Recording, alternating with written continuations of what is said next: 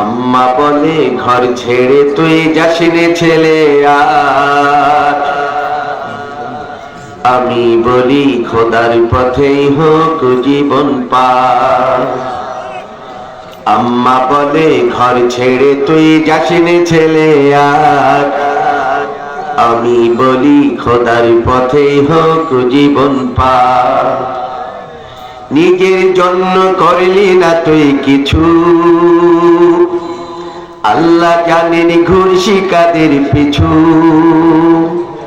কি যে করিস কোথায় থাকিস বুঝি না কারবার, আমি বলি খোদার পথে হোক জীবন পার। আমি বলি খোদার পথে হোক জীবন পার। যে পথ ধরে চলতে বলেন আল্লাহ কাদের গনি, আপনি কি মা নিষেধ করেন বলুন না আজ শুনি। আল কোরআনের আহ্বানে মা, ঘর ছেড়ে কি বাহির হব না। দিন কায়েমের প্রয়োজনে মা, ঘর ছেড়ে কি বাহির হব না। চোখ মুছে মা চুপ করে পড়াই কথা তার, একটু পরে কেঁদে বলে হে খোদা নাও ভার। একটু পরে কেঁদে বলে হে খোদা নাও ভার। আম্মা বলে ঘর ছেড়ে তুই যাসিনে ছেলে আর, আমি বলি খোদার পথে হোক জীবন পার।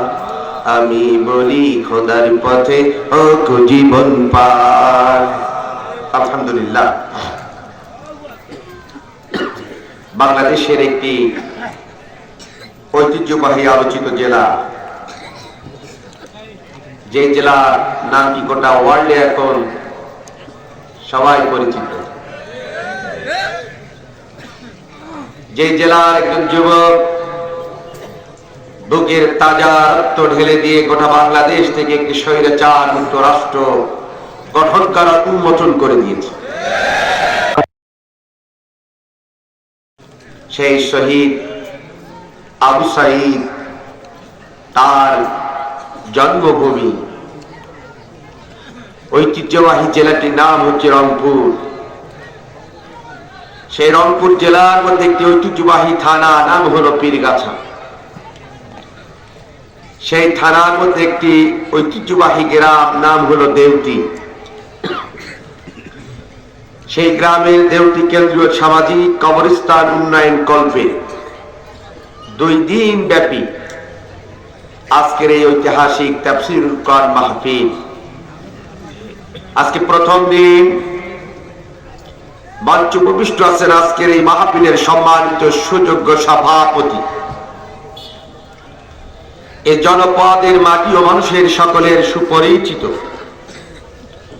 জনাব মোহাম্মদ আলমগীর হোসাইন সাহেব।